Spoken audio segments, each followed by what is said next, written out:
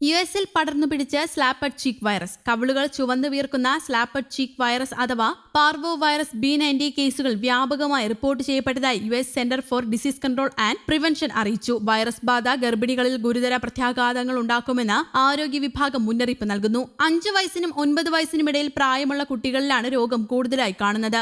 Virus ബാധിച്ച് ഒരാഴ്ചയ്ക്കുള്ളിൽ പനി, ദേഹാസ്വാസ്ഥ്യം, ശരീരവേദന തുടങ്ങിയ ലക്ഷണങ്ങൾ പ്രകടമാകും. തുടർന്നുള്ള ആഴ്ചകളിൽ കവിളുകളിൽ ചുവന്നു വീർത്ത പാടുകൾ പ്രത്യക്ഷപ്പെടാൻ തുടങ്ങും. പാർവോ എന്ന രോഗം നായപ്രേമികൾക്ക് ഏറെ പരിചിതവും ആശങ്ക ഉളവാക്കുന്നതുമാണ്. കനയിൽ പാർവോ വൈറസുകളാണ് നായ്ക്കളുടെ മുഖ്യ ശത്രുവായ ഈ സാംക്രമിക രോഗത്തിന്റെ കാരണം. ചൂടിനെയും തണുപ്പിനെയും അണുനാശിനികളെയെല്ലാം അതിജീവിച്ച് ദീർഘകാലം മണ്ണിൽ കഴിയാൻ ശേഷിയുള്ളവയാണ് ഇവ. വേനലിൽ നിന്ന് മഴയുടെ കുളിർമയിലേക്ക് മാറുന്ന ഈ സമയം പാർവോ രോഗബാധയ്ക്കെതിരെ കരുതൽ വേണം. ഉയരുന്ന അന്തരീക്ഷ ഈർപ്പവും താഴ്ന്ന താപനിലയും അനുകൂലമാക്കുന്നവരാണ് പാർവോ വൈറസുകൾ. പക്ഷേ ഒന്നുകൂടി മനസ്സിൽ വയ്ക്കുക, ഏത് കാലാവസ്ഥയിലും രോഗം പടർത്താൻ ശേഷിയുള്ളവരാണ് പാർവോ വൈറസുകൾ. വൈറസിനെതിരായ ഫലപ്രദമായ മരുന്നുകൾ ലഭ്യമല്ലാത്തതും അതിവേഗം പടർന്നു പിടിക്കാനുള്ള വൈറസിന്റെ ശേഷിയും നമ്മെ നിസ്സഹായരാക്കും. പാർവോ രോഗത്തിനെതിരായ ചികിത്സയും പരിചരണവും സമയമെടുക്കുന്നതും ചെലവേറിയതുമാണ്. അരുമകളുടെ, പ്രത്യേകിച്ച് നായ്ക്കുട്ടികളുടെ ജീവൻ നഷ്ടപ്പെടാൻ കാരണമായേക്കാവുന്ന പാർവോ വൈറസിനെതിരെയുള്ള പ്രതിരോധം ഏറെ പ്രധാനമാണ്. 6 ആഴ്ച മുതൽ 6 മാസം വരെ പ്രായമുള്ള നായ്ക്കുട്ടികളെയാണ് പാർവോ പ്രധാനമായും പിടികൂടുന്നത്. പ്രതിരോധശേഷി കുറയുന്ന സാഹചര്യങ്ങളിൽ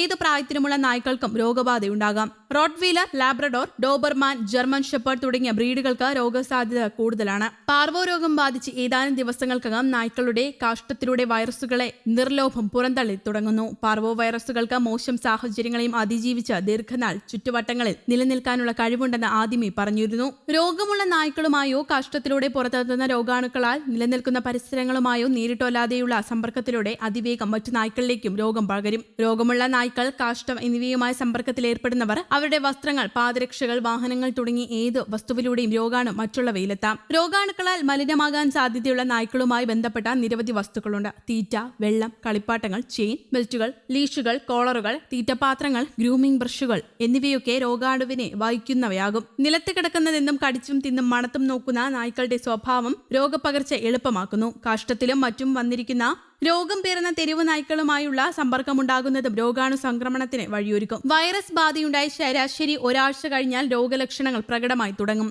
പനി, ക്ഷീണം, വിശപ്പില്ലായ്മ, ശരീര തളർച്ച എന്നിവയുണ്ടാകും. വയറുവേദന കാരണം തണുപ്പുള്ള തറയിൽ കിടക്കാനുള്ള താല്പര്യം കാണിക്കും. കുടൽഭിത്തിയിലെ കോശങ്ങളെ നശിപ്പിച്ചാണ് വൈറസുകൾ പെരുകുന്നത്. തന്മൂലം ദേഹനേന്ദ്രിയ വ്യൂഹത്തിൽ രക്തസ്രാവമുണ്ടാകും. ഛർദിയും വയറിളക്കവും ഉണ്ടാകും.